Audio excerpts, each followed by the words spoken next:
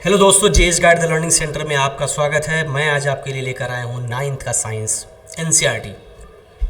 अक्सर देखा जाता है कि बीपीएससी टीचर में जो क्वेश्चन अभी पूछे जा रहे हैं साइंस से रिलेटेड, जितने भी सवाल आपको टीआरई 1 में पूछे गए, टीआरई 2 में पूछे गए, वो सारे सवाल जो है वो एनसीईआरटी नाइन्थ और 10th के साइंस के क्लास से चैप्टर से ही पूछे गए थे। तो इसलिए मैंने सोचा कि नाइन्थ का जो एनसीईआरटी का जो चैप्टर है उस पूरे चैप्टर को मैं एक एक चैप्टर करके मैं आपको क्लास कंप्लीट करा दूँ। सारे चैप्टर को मैं पेज बाय पेज आपको जो है मेन जो क्वेश्चन है, इसमें जो मेन सवाल है उसको मैंने अंडरलाइन किया हुआ है और सारे सवाल को मैं धीरे एक एक करके मैं पढ़ाऊंगा और फिर इस पूरे चैप्टर का एमसीक्यू मैं आपको साथ साथ करवाता चला जाऊंगा। इससे जो है आपका सारा चैप्टर, पूरा चैप्टर आपको कंप्लीट हो जाएगा। ठीक है, तो आइए हमारे साथ वीडियो में बने रहिएगा। अगर वीडियो अच्छा लगेगा तो प्लीज़ लाइक और शेयर और सब्सक्राइब जरूर कीजिएगा। चलिए, तो मेरा जो ये है पहला पेज आपको जो दिखाई दे रहा है कि पहला जो चैप्टर का जो पहला चैप्टर जो है वो हमारे आसपास के पदार्थ, मैटर इन आवर सराउंडिंग्स, हमारे आसपास में जो जो पदार्थ है उसके बारे में मेरा चैप्टर है। चलिए, मैंने तो पूरे चैप्टर का पूरा पेज नहीं पढ़ना है, मैंने मेन इंपॉर्टेंट जो लाइन है उसको अंडरलाइन किया हुआ है, उसको हम लोग करके एक एक करके देखेंगे। सबसे पहला पॉइंट क्या कहता है कि विश्व में प्रत्येक वस्तु जिस सामग्री से बनी थी उसे वैज्ञानिकों ने पदार्थ का नाम दिया है। वैज्ञानिकों ने उसको क्या कहा है? ये मेटल है। जैसे पत्थर है, बादल है, तारे हैं, पौधे हैं एवं पशु है, यहाँ तक कि पानी की एक बूंद या रेत का एक कण है, ये सभी क्या है?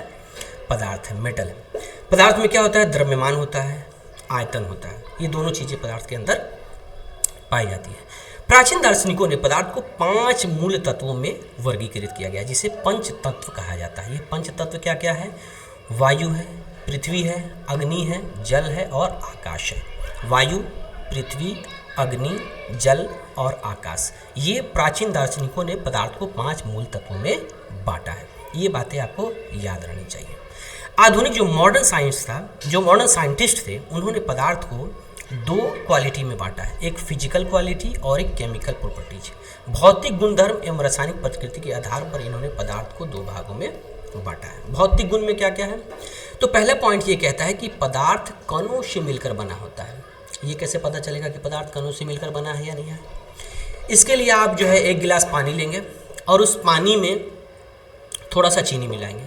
चीनी मिलाने के बाद ये पता चलेगा कि पानी के लेवल में थोड़ा सा बढ़ोतरी हुई है और चीनी जो है पता नहीं चल रहा कहाँ चला गया। इसका मतलब ये है कि जो चीनी है वो पानी में पूरी तरह से घुल गया हुआ, पूरी तरह से विसरित हो गया है और पानी जो है बहुत ही छोटे छोटे कणों से मिलकर बना है। मतलब ये पानी और यह चीनी दोनों जो है छोटे छोटे कणों से मिलकर बना है, जिसके कारण ये दोनों आपस में मिल गए हैं।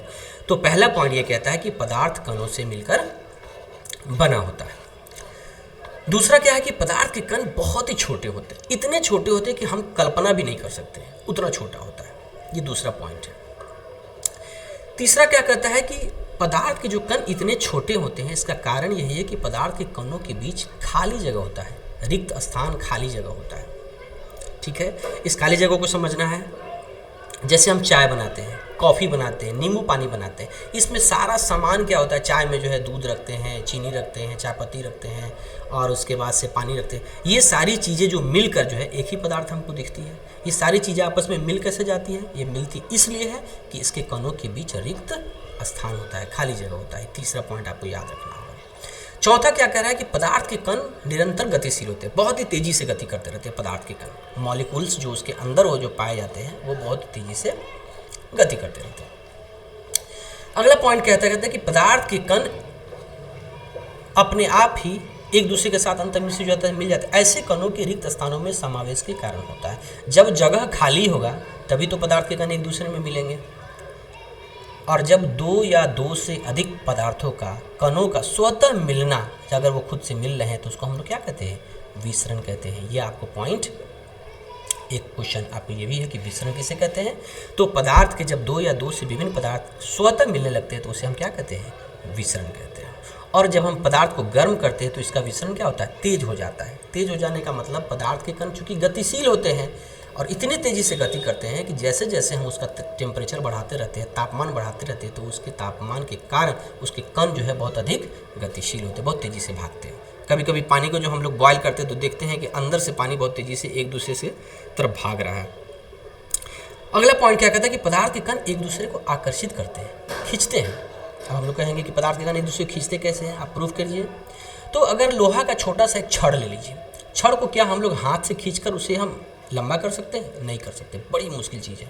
क्या उसे हम पकड़ कर उसे छोटा कर सकते हैं? नहीं कर सकते।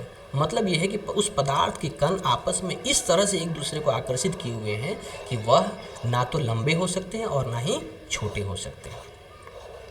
ठीक है, तो ये दोनों चीज़ें। अगला पॉइंट क्या कहता है कि पदार्थ की अवस्थाएं, पदार्थ तीन अवस्थाएं होती है, ठोस, द्रव और गैस। ये हम लोग सब जानते हैं कि पदार्थ की तीन अवस्था होती है, ठोस, द्रव और गैस। ठोस अवस्था में क्या क्या होता है इसको हम लोग देखेंगे। तो ठोस में कहता है कि आकार ठोस का निश्चित होता है। जैसे हम लोग के पास मान के चलिए कि एक ठो गिलास है, तो गिलास का क्या होता है, गिलास का क्या है, आकार तो निश्चित है, फिक्स है, ठीक है, और आयतन भी क्या होता है इसका, निश्चित होता है। तो ठोस का आकार और आयतन दोनों निश्चित होते हैं। ये जगह भी उतना ही खींचता है जगह, और जहाँ भी ये गिलास रखिएगा उतना ही जगह लेगा। तो ठोस का आकार भी निश्चित होता है और आयतन भी निश्चित होता है।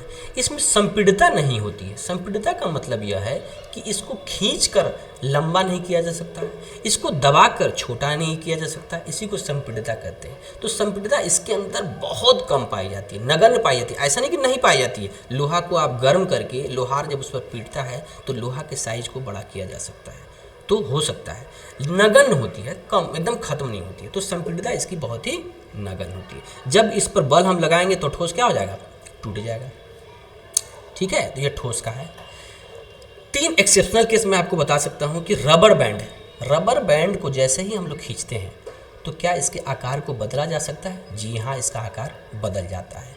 तो क्या इसका आकार बदल गया तो इसको हम ठोस नहीं माने? नहीं, ऐसा बिल्कुल नहीं है, रबर बैंड ठोस ही है। अगला पॉइंट क्या करते हैं कि चीनी और नमक है। क्या बर्तन का आकार, चीनी और नमक को अगर उसके बर्तन से दूसरे बर्तन में हम लोग चेंज करेंगे तो उसका आयतन क्या हो जा रहा है, बदल जा रहा है या बदल जा रहा है? बदल जाता है। तो क्या इसका आयतन बदल गया तो क्या यह ठोस नहीं है? ठोस है। मैं आपको भी बताऊंगा ये क्यों ठोस है।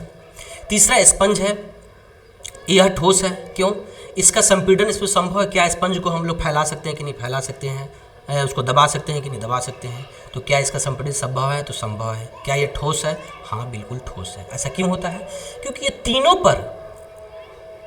तीनों में रबर बैंड में देखिएगा, इसमें बाहरी बल काम कर रहा है। किसी भी हाथ से हम किसी चीज़ को खींचते हैं, रबर बैंड को, लेकिन जैसे ही हम हाथ छोड़ते हैं वस्तु अपनी पुरानी स्थिति में लौट जाता है। इसीलिए रबर बैंड को हम लोग ठोस समझते हैं। चीनी और नमक के बारे में क्या है कि चीनी का पूरा चीनी को आप मत लीजिए, चीनी का एक छोटा सा दाना लीजिएगा, उसका एक क्रिस्टल लीजिएगा, तो क्या उस दाने के आकार में बदलाव आता है? क्या वो बर्तन में रखा है तो चीनी का आकार बदल जाता है? नहीं। वो बहुत सारा चीनी को जब एक जगह रखते हैं तब उसके आयतन में बदलाव आता है, लेकिन चीनी का एक छोटा सा दाना लेंगे, उसके आकार और आयतन में कोई बदलाव आता है? नहीं आता है। इसीलिए यह भी क्या है, ठोस है। और स्पंज में भी उसी तरह होता है कि इसमें बाहरी बल लगाया जाता है, जिसके कारण यह बाहरी बल लगने से इसका संपीड़न हो पाता है, लेकिन जैसे ही बाहरी बल को हम अपने हाथों से हटा देते हैं तो वह फिर अपनी पुरानी अवस्था में लौट जाता है। ये ठोस का था। दूसरा है द्रव अवस्था। द्रव में क्या होता है? तो द्रव में आकार जो है अनिश्चित होता है, लेकिन आयतन निश्चित होता है। द्रव जितना है उतना रहेगा। अगर पानी 1 लीटर पानी है, जग में रखिएगा, तो पानी 1 लीटर है, लेकिन इसका आकार बदल गया, यह जग के आकार का हो गया। अगर आप इसी चीज़ को कटोरा में रख दीजिएगा तो कटोरा में भी पानी है। आयतन का मतलब ये हुआ कि पानी 1 लीटर कटोरा में भी है और पानी 1 लीटर जग में भी है, लेकिन यहाँ इसका आकार जग के आकार का है और यहाँ पानी का आकार कटोरे के आकार का है। इसलिए आकार इसका जो है अनिश्चित होता है, लेकिन आयतन निश्चित होता है। ये ध्यान में जरूर रखिएगा।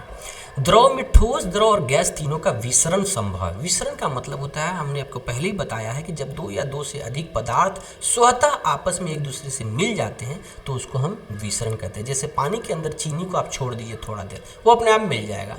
तो चीनी क्या था? ठोस। पानी क्या था? द्रव। तो द्रव में ठोस मिला, यह क्या था? विसरण था। ठीक है, द्रव में द्रव मिल जाएगा। दूध रखा हुआ है, उसमें आप पानी डाल दीजिए, अपने आप दूध पानी में मिल जाएगा और ये द्रव में द्रव मिल जाएगा। तो इस तरह से द्रव में ठोस, द्रव और गैस तीनों का विसरण क्या है? संभव है। गैसीय अवस्था में चलते हैं। गैसीय अवस्था में क्या कर रहा है कि ठोस और द्रव की तुलना में गैसों की संपीड़ितता काफ़ी अधिक होती है। संपीड़ितता का मतलब मैंने आपको बताया था कि जिसको दबाने से वो छोटा हो जाए और जिसको खींचने से वो लंबा हो जाए।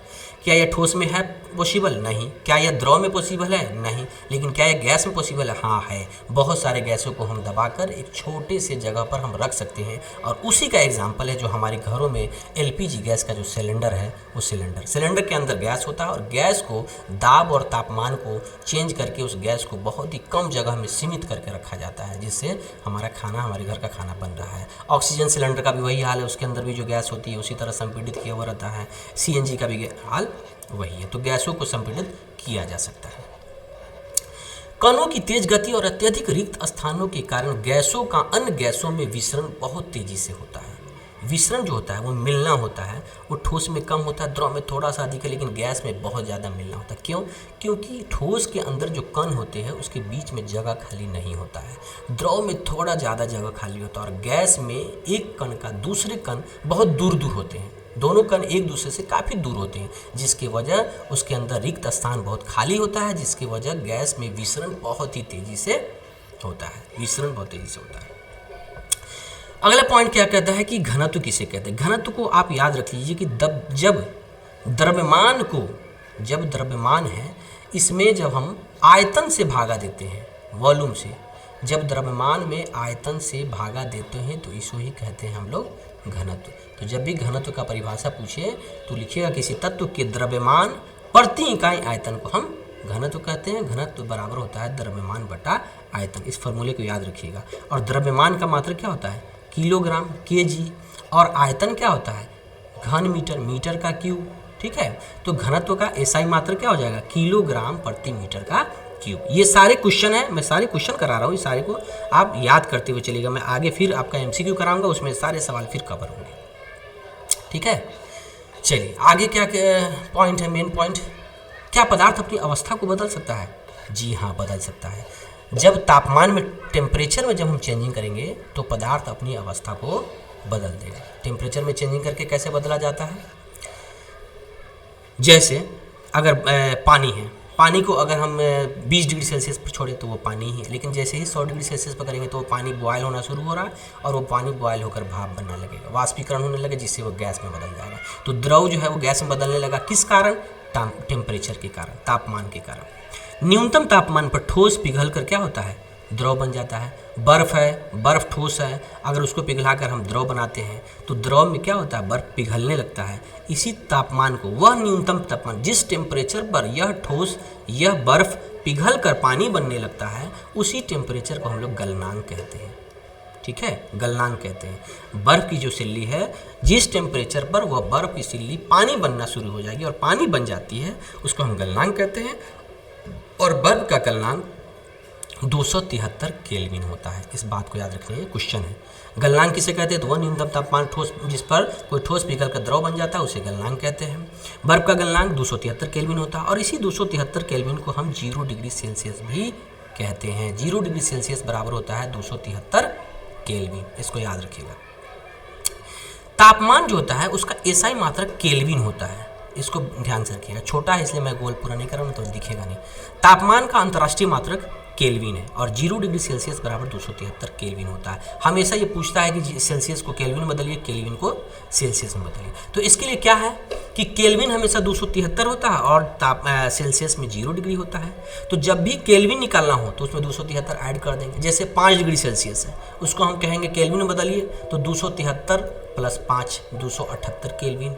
तो ये आपको तरीका बताया गया है कि सेल्सियस को केल्विन में बदलना और केल्विन को, अब केल्विन को सेल्सियस में बदलना है तो 273 घटा दीजिए और सेल्सियस को केल्विन में बदलना है तो 273 उसमें जोड़ दीजिए। गलने की जिस प्रक्रिया, यानी ठोस से द्रव अवस्था में परिवर्तन जो हो रहा है उसको हम संगलन भी कहते हैं।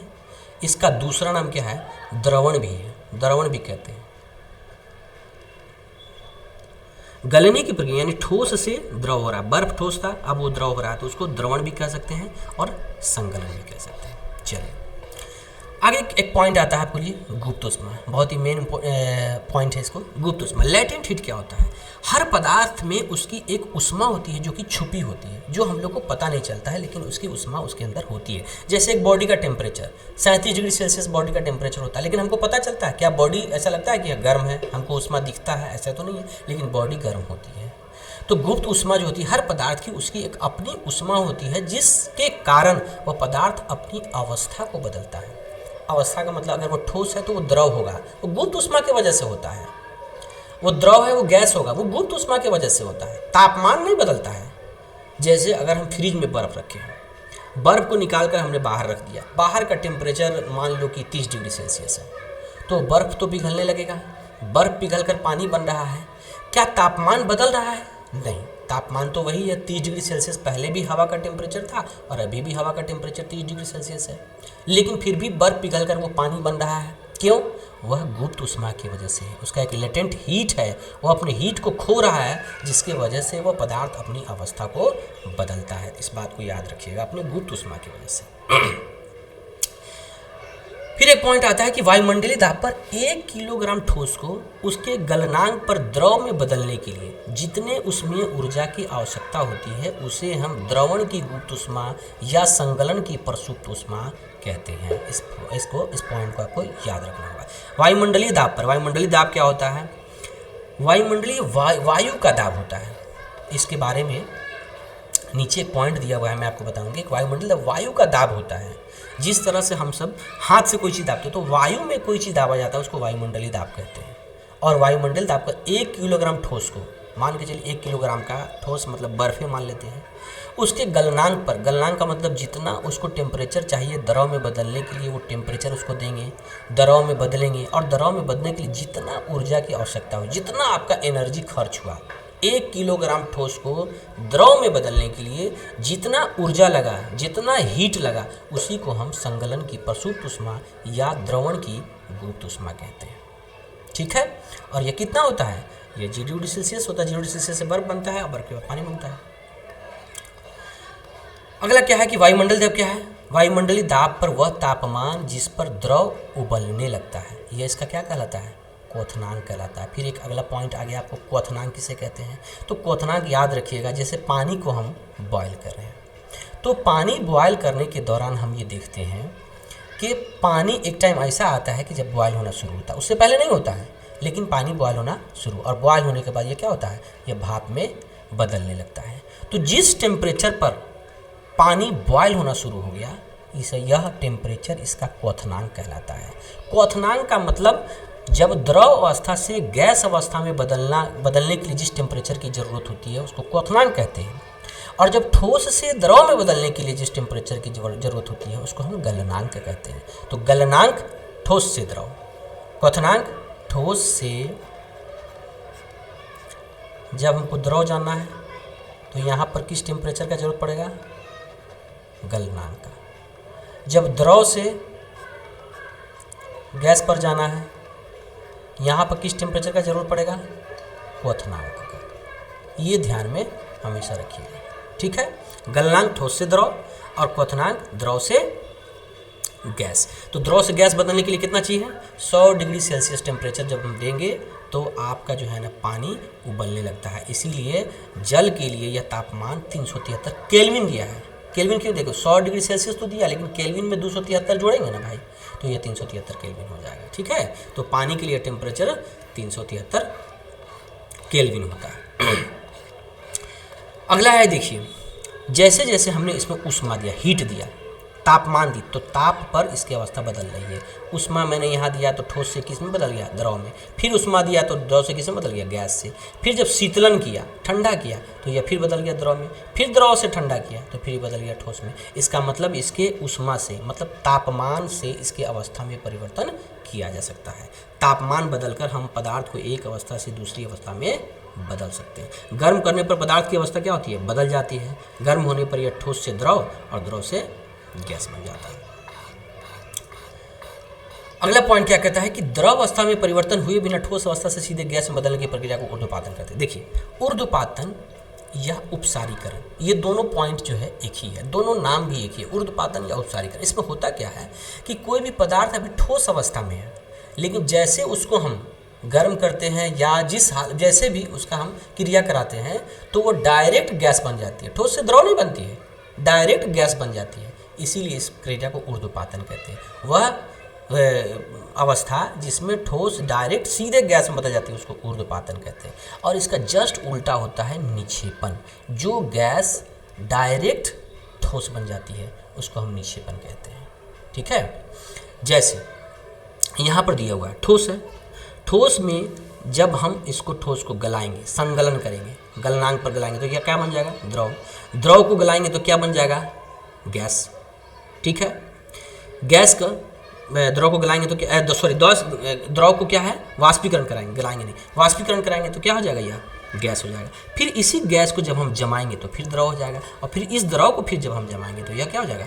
ठोस हो जाएगा। लेकिन डायरेक्ट ठोस से अगर हमको गैस बनाना है तो ऊर्ध्वपातन करना होगा, तो डायरेक्ट ठोस से गैस हो जाएगा। फिर गैस से डायरेक्ट ठोस में जाना है तो निक्षेपण। तो ऊर्ध्वपातन और निक्षेपण एक दूसरे का उल्टा रूप है। ठीक है, इस बात को याद रखिएगा। ठोस से डायरेक्ट गैस ऊर्ध्वपातन या उपसारीकरण, और गैस से डायरेक्ट ठोस निक्षेपण। तो तापमान से फर्क पड़ रहा है, तो हाँ फर्क पड़ रहा है, ताप से किसी पदार्थ की अवस्था को बदला जा सकता है। दूसरा पॉइंट यह है कि दाब परिवर्तन से भी प्रभाव पड़ता है, प्रेशर से। दाब अगर हम परिवर्तन कर रहे हैं तो उससे भी उसकी अवस्था को बदला जा सकता है। जैसे जब वायुमंडलीय दाब 1 एटमॉस्फेयर हो, देखो एटमॉस्फेयर क्या होता है? वायुमंडलीय दाब को मापने के लिए गैसीय जो दाब है उसके मापन का जो मात्रक होता है यह एटमॉस्फेयर होता है, याद रखिएगा। गैसीय दाब, जिस तरह से हम दाब को मात्रक, दाब का ऐसे मात्रक क्या होता है? पास्कल होता है। दाब का एसआई मात्रक पास्कल होता है, लेकिन गैसीय दाब जो होता है उसका एसआई मात्रक जो है एटमॉस्फेयर होता है। ठीक है, और 1 एटमॉस्फेयर 1.01 गुने 10 का पावर 5 पास्कल होता है। इसके याद रखिए, 1.01 गुने 10 का पावर 5 पास्कल होता है, 1 एटीएम बराबर होता है। ठीक है, तो कह रहा है कि जब वायुमंडलीय दाब का माप 1 एटमॉस्फेयर हो तो ठोस द्रव अवस्था में आए बिना सीधे गैस में बदल जाता है। इसी को हमने क्या कहा है?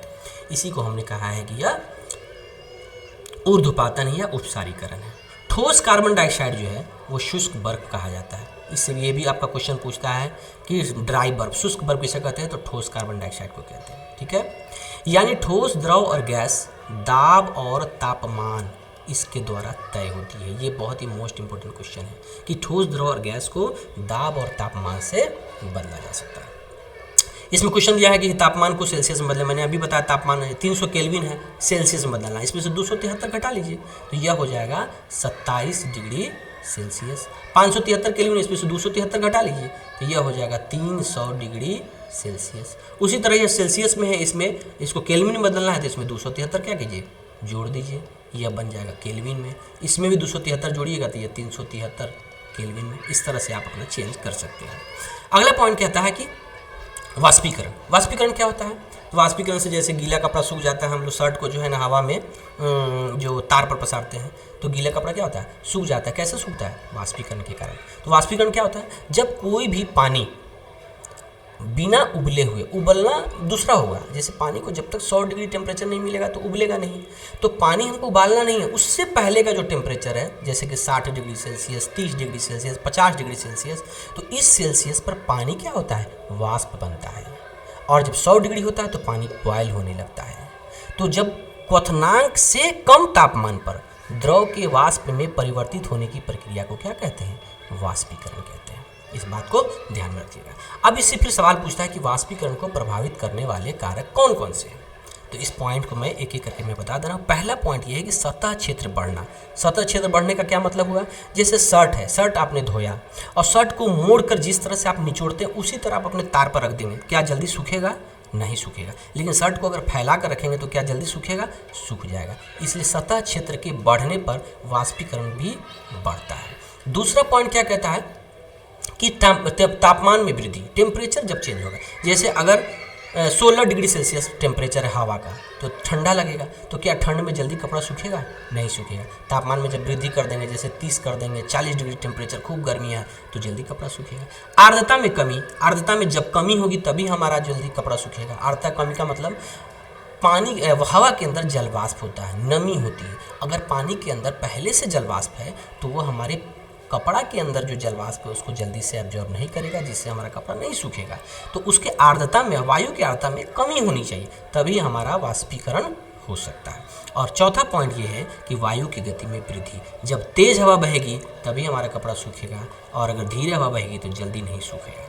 ठीक है।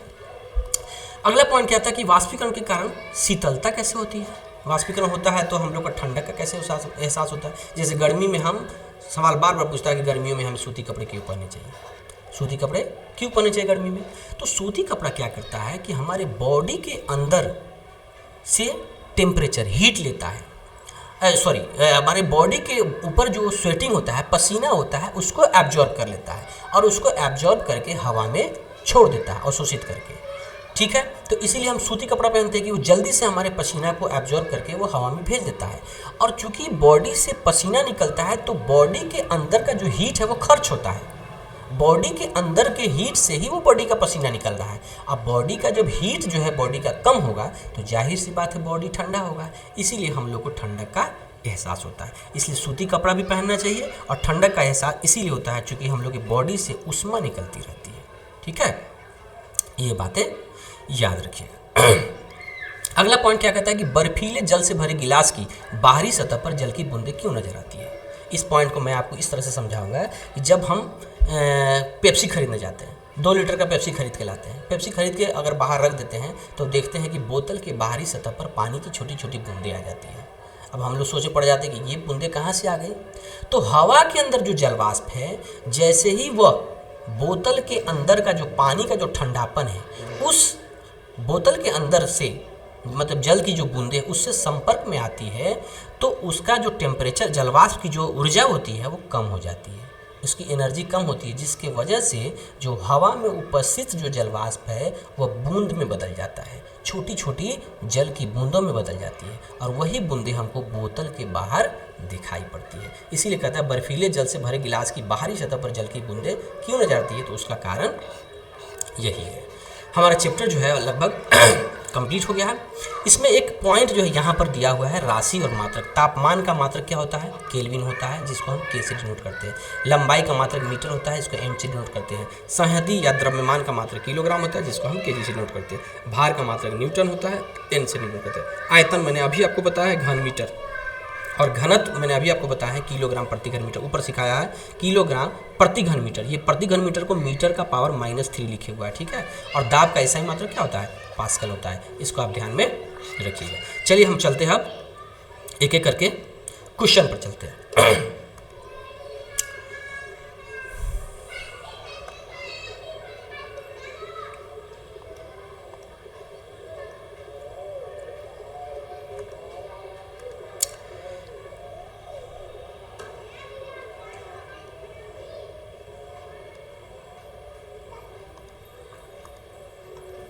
क्वेश्चन पर चलते हैं।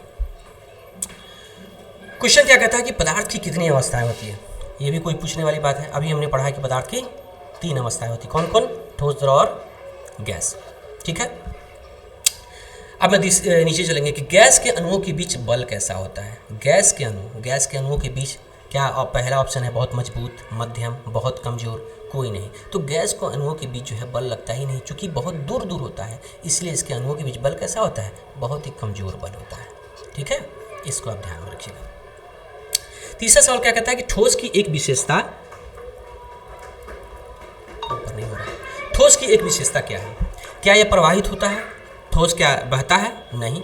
निश्चित आकार नहीं होता, ये भी गलत है, उसका निश्चित आकार होता है। निश्चित आकार और आयतन होता है, हाँ बिल्कुल सही, उसका आकार भी निश्चित होता है और उसका आयतन भी निश्चित होता है। क्या यह आसानी से संपीड़ित होता है, नहीं भैया, आसानी से संपीड़ित नहीं होता है। तो ठोस की एक विशेषता क्या है कि उसका निश्चित आकार और आयतन होता है।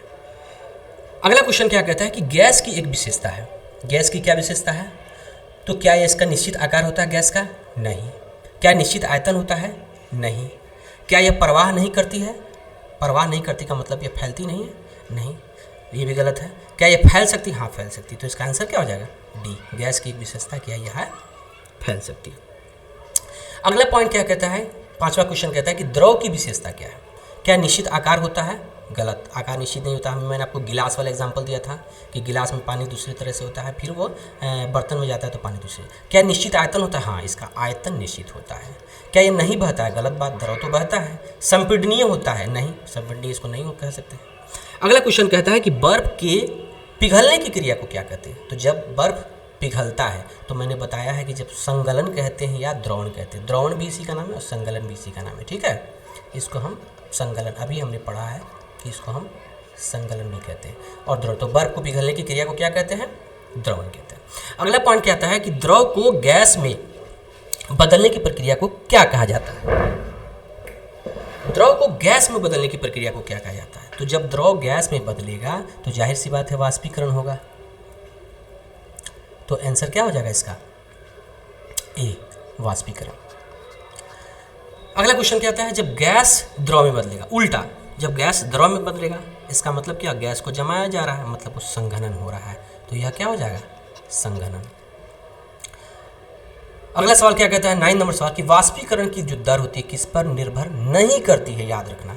तो निर्भर करती थी, हमने शर्ट वाला एग्जांपल दिया था कि शर्ट का जो क्षेत्र होता है अगर उसको बड़ा शर्ट को फैला देंगे तो जल्दी सूखेगा, मतलब सतही क्षेत्र पर निर्भर करती है। तो जी निर्भर करती है। हवा की गति पर निर्भर करती है? हाँ करती है। हवा तेज बहेगा तो शर्ट जल्दी सूखेगा। वायु दाब पर निर्भर करती है? हाँ करती है। वस्तु के रंग पर निर्भर करती है? नहीं करती है। तो यही हमारा आंसर हो जाएगा डी। डी क्या हो जाएगा? वस्तु का रंग। अगला क्वेश्चन कहता है कि कपड़े जल्दी सूखने के लिए कौन सा कारक सहायक होता है? कपड़े जल्दी सूखने के लिए, कपड़ा जल्दी कैसे सूखेगा? क्या हवा कम होगी तो कपड़ा जल्दी सूख जाएगा? नहीं। सतह कम होगा तो जल्दी सूख जाएगा? नहीं। टेम्परेचर अधिक हो तो जल्दी सूखेगा? हाँ बिल्कुल सही बात है। तापमान अधिक रहेगा तो कपड़ा जल्दी सूखेगा।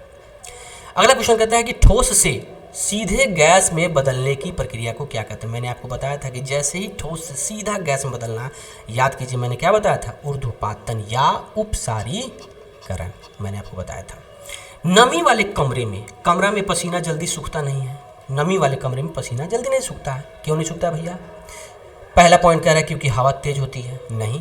वाष्पीकरण तेज होता है? नहीं। हवा में पहले से जलवाष्प होते? जी बिल्कुल, हवा में पहले से जलवाष्प होते। कमरे के अंदर जो है, चूंकि कमरे के अंदर नमी है का मतलब कमरे के अंदर जलवाष्प है। जब कमरे के अंदर ऑलरेडी जलवाष्प है तो वो हमारा जो है पसीना कैसे सूख सकता है? हमारे जलवाष्प को ऑब्जर्व नहीं कर पाएगा, ठीक है। अगला क्वेश्चन कहता है कि लेटेंट हीट का क्या अर्थ है? लेटेंट हीट का मतलब होता है गुप्त ऊष्मा। गुप्त ऊष्मा मैंने आपको बताया था कि वह ताप जिससे अवस्था परिवर्तन होता है, अवस्था चेंज होता है, उसको हम गुप्त ऊष्मा कहते हैं। ताप जो महसूस होता है? नहीं गलत। ताप जिससे तापमान बढ़ता है? नहीं गलत। ताप जो अवस्था परिवर्तन में उपयोग होता है? बिल्कुल सही। इससे अवस्था बदला जाता है। गुप्त ऊष्मा से पदार्थ ठोस से द्रव में बदलती है, द्रव से गैस में बदलती है। अगला पॉइंट क्या कहता है? जब बर्फ पिघलती है तो उसका तापमान क्या होता है? बर्फ जब पिघलती है, मैंने बताया था कि जब भी कोई चीज़ ठोस से, ये ठोस है, ऐसे पानी बनी द्रव में बदली, तो क्या इसका तापमान बदलेगा? नहीं बदलेगा। तापमान नहीं बदलता है। ये कैसे होता है? ये उसकी गुप्त ऊष्मा की वजह से होता है। मैंने अभी आपको ऊपर बताया गुप्त ऊष्मा के बारे में। ठोस द्रव में बदलती है उसकी गुप्त ऊष्मा की वजह से, तापमान नहीं बदलता है। मैंने पानी वाला एग्जांपल दिया था कि फ्रिज के अंदर से बर्फ़ निकाल कर बाहर रखेंगे और टेम्परेचर, बाहर का टेम्परेचर अगर 30 डिग्री है तो वो हमेशा 30 डिग्री ही रहेगा, लेकिन फिर भी हमारा बर्फ़ जो है ना पानी में पिघल जाता है। वो उसकी गुप्त ऊष्मा के कारण होता है। तो क्या उसका तापमान बदला? नहीं बदला। तो जब बर्फ़ पिघलती है तो उसका तापमान समान रहता है। इस बात को याद रखिएगा। अगला पॉइंट कहता है कि बॉइलिंग पॉइंट जो होता है वो किससे प्रभावित होता है? बॉइलिंग पॉइंट, तो बॉइलिंग पॉइंट जो है वो हवा के दाब से प्रभावित होता है। हवा का दाब, वायु दाब। ये कैसे? एटीएम के बारे में मैंने बताया, एटमॉस्फेरिक प्रेशर। तापमान और दाब, इन दोनों चीज़ों से मैंने अभी आपको बताया कि तापमान और दाब से पदार्थ की अवस्था में परिवर्तन होता है। तो बॉइलिंग पॉइंट का क्या मतलब है? जैसे कि कोई पानी को हम लोग अगर चूल्हा पर रखेंगे और वो 100 डिग्री सेल्सियस में वो पानी बॉयल होना शुरू हो गया, लेकिन इसी पानी को अगर हम किसी पर्वत की चोटी पर रखेंगे तो हो सकता है कि वो पानी 102 डिग्री सेल्सियस में उबलना शुरू हो, या ये भी हो सकता है कि वो पानी 98 डिग्री सेल्सियस में ही उबलना शुरू हो जाए। ठीक है, तो इसका क्या मतलब है? इसका बॉइलिंग पॉइंट चेंज हो गया। कैसे चेंज हुआ? क्योंकि मैदानी क्षेत्रों पर वायु का दाब और पर्वतों पर वायु का दाब में बहुत फर्क होता है। तो बॉइलिंग पॉइंट किससे प्रभावित होता है? वायु के दाब से प्रभावित होता है। अगला पॉइंट क्या कहता है कि गैस को द्रव में बदलने के लिए क्या करना पड़ता है। गैस जब द्रव में बढ़ देगा तो क्या तापमान बढ़ाएंगे? नहीं, बिल्कुल गलत। दाब कम करेंगे? नहीं, बिल्कुल गलत। दाब बढ़ाएंगे और तापमान कम करेंगे? बिल्कुल सही। प्रेशर को जब बढ़ाना पड़ता है और टेम्परेचर को जब हम कम करेंगे तब हम गैस को द्रव में बदल सकते हैं।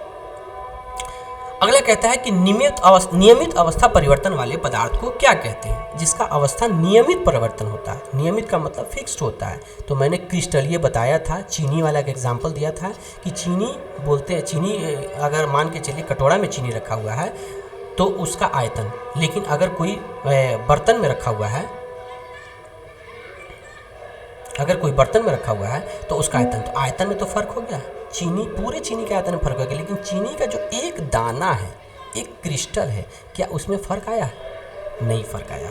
तो इसके नियमित अवस्था वाले परिवर्तन वाले पदार्थ को क्रिस्टलीय होगा इसका आंसर। ठीक है। अगला क्वेश्चन कहता है कि ऊष्मा की वह मात्रा जिससे 1 किलोग्राम ठोस को तरल बनाने में ताप नहीं बदलता। मैंने अभी बताया है कि किसके कारण वो टेम्परेचर बदलता है, गुरुत्व ऊष्मा के कारण बदलता है। ये सारे पॉइंट मैंने आपको करा दिए हैं। अगला पॉइंट है कि द्रव से गैस में बदलते समय ऊर्जा का प्रयोग होता है। द्रव पानी है, पानी से गैस में बदलेंगे तो ऊर्जा का प्रयोग होता है। तापमान बढ़ाने में होता है, बल बढ़ाने में होता है, कणों को अलग करने में होता है, घनत्व। ये इसका आंसर हो गया, कणों को अलग करने में होता है। जब द्रव होता है, द्रव पानी की फॉर्म में होता है, जब ये गैस बनता है, हवा में उड़ता है, तो इसके कण जो है आपस में एक दूसरे से बहुत दूर दूर होते रहते हैं। तो कणों को अलग करने में हमको द्रव से गैस में बदलते समय ऊर्जा का उपयोग करना पड़ता है। अगला सवाल क्या कहता है, पसीना शरीर को ठंडा करता है भैया, क्यों ठंडा करता है? क्योंकि त्वचा को गीला करता है? नहीं। वाष्पीकरण में ऊष्मा लेता है, वाष्पीकरण में यह ऊष्मा लेता है, बिल्कुल सही। क्या रक्तचाप कम करता है? नहीं। सूर्य की किरणों को अवशोषित करना ही गलत बात है। तो पसीना शरीर को ठंडा करता है, वाष्पीकरण में क्या लेता है? ऊष्मा लेता है। मैंने बॉडी का बताया था कि जब बॉडी से जब पानी स्वेटिंग, जब पसीना जब बाहर आता है तो बॉडी का हीट खर्च होता है, तो वाष्पीकरण में ये ऊष्मा लेता है, बिल्कुल सही आंसर है। वाष्पीकरण को बढ़ाने वाला कारक नहीं है। क्या ऐसा कारक है जिससे वाष्पीकरण जो है वो बढ़ता नहीं है? कारक वो नहीं है। तापमान है, हवा की गति है, सतह क्षेत्र है, रंग नहीं है। ये मैंने क्वेश्चन अभी पहले कराया है, थोड़ा सा पहले, रंग के बारे में। गर्मी में हम सूती कपड़े क्यों पहनते हैं? गर्मी में हम सूती कपड़े क्यों पहनते हैं? क्या ये सुंदर होते हैं? नहीं। ये फैशन के लिए है? नहीं। ये अधिक ऊष्मा अवशोषित करते हैं? नहीं। ये पसीने को अवशोषित कर वाष्पन द्वारा ठंडक देते हैं, बहुत अच्छे, ये इसका पॉइंट है। ये पसीने को अवशोषित कर वाष्पन द्वारा ठंडक देते हैं। अगला सवाल क्या कहता है कि केवल सतह पर वाष्पन होता है, जबकि पूरे द्रव में क्या होता है? सतह पर तो वाष्पन होता है, लेकिन पूरे द्रव में क्या होता है? तो पूरे द्रव में क्वथन होता है। क्वथन, सतह पर वाष्पन होता है लेकिन द्रव में क्वथन होता है। जैसे कि पानी को हम बॉयल कर रहे हैं, फिर वही एग्जांपल हम बार बार लेते हैं क्योंकि उसी एग्जांपल में सारा चीज़ शूट कर जा रहा है। पानी को हम बॉयल करते हैं, अभी मैंने इसका टेम्परेचर रखा मान के चलो 60 डिग्री सेल्सियस, तो इसके अंदर खलबली तो मच रही है, क्वथन हो रहा है, लेकिन इसके क्वथनांक का मतलब ये बॉयल अभी नहीं हो रहा है, ठीक है। तो अंदर क्वथन हो रहा है लेकिन बाहर पेंदी पर क्या होता है? यह वाष्पन की क्रिया हो रही है, पानी जम रहा है। तो सतह पर वाष्पन होता है लेकिन पूरे द्रव में क्या होता रहता है? क्वथन होता रहता है। ये भी पॉइंट याद रखिएगा। नारियल तेल ठंड में जम जाता है क्योंकि उसका क्वथनांक क्या होता है? कम होता है। क्वथनांक कम होगा, जाहिर सी बात है, तो ठंडा में क्या हो जाएगा? वो जम जाएगा। अगला है कपूर और नेपथलीन किस प्रक्रिया द्वारा गैस बनते हैं? मैंने अभी आपको बताया कपूर और नेपथलीन ऊर्ध्वापातन वाली क्रिया, जिससे ठोस जो है डायरेक्ट बदल कर गैस में बदल जाता है। घनत्व का सूत्र क्या है? मैंने अभी आपको बताया कि जब द्रव्यमान को आयतन से हम भागा देते हैं तो उसे क्या कहते हैं? घनत्व कहते हैं। तो इसका भी ऑप्शन क्या होगा? आंसर बी हो जाएगा। ऐसा इकाई घनत्व की क्या है? मैंने अभी बताया है घनत्व का, अभी द्रव्यमान भागा आयतन, मैंने अब किया था। द्रव्यमान का ऐसा ही मात्रा क्या होता है? किलोग्राम, भागा आयतन का ऐसा मात्रा क्या होता है? घन मीटर। तो किलोग्राम बटा घन मीटर, तो किलोग्राम बटा घन मीटर कौन सा ऑप्शन है? बी आंसर है। तो घनत्व का ऐसा ही मात्रा क्या है? किलोग्राम बटा घन मीटर। अगला क्वेश्चन क्या कहता है कि 100 डिग्री सेल्सियस पर जल की किस अवस्था में होता है? 100 डिग्री सेल्सियस, जब 100 डिग्री सेल्सियस पर पानी को हम बॉयल करते हैं तो पानी द्रव अवस्था में भी रहता है और गैस अवस्था में भी रहता है। पानी बॉयल भी हो रहा है और द्रव में भी है, तो दोनों अवस्था हो सकता है। 100 डिग्री सेल्सियस पर पानी जब बॉयल होता है हमारे पतीली में, तो पानी तो द्रव में रहता है, लेकिन जब वो पानी बॉयल हो रहा है तो किस में बदल रहा है? गैस में बदल रहा है। अगला सवाल क्या कहता है कि उच्च वाष्पीकरण ऊष्मा का क्या अर्थ है? वो वाष्पीकरण बहुत ही उच्च हो रहा है, ठीक है। तो जब वाष्पीकरण बहुत ही उच्च हो रहा है, बहुत ही तेज़ी से हो रहा है, इसका मतलब ऊर्जा बहुत जल्दी खर्च हो रहा है, अधिक ऊष्मा इसमें ज़रूरत पड़ेगा, तभी आपका उच्च वाष्पीकरण हो सकता है, वरना पॉसिबल नहीं है। एक अणु दूसरे पर अधिक आकर्षित होता है, एक अणु दूसरे पर सबसे अधिक आकर्षित होता है। क्या गैस में? गलत। द्रव में? गलत। ठोस में? हाँ, ठोस में। ठोस में मैंने आपको बताया है कि ठोस के कण एक दूसरे को अधिक आकर्षित करते हैं। प्लाज्मा अवस्था पाई जाती है किस अवस्था? प्लाज्मा अवस्था जो है वो पाई जाती है किस में? गैस में? नहीं भैया, गैस में कहाँ से होती है? ठोस द्रव गैस में तो होती ही नहीं। तो बर्फ ठोस हो गया, जल द्रव हो गया, गैस नहीं। ये क्या हो गया? सूर्य और तारा में प्लाज्मा अवस्था पाई जाती है।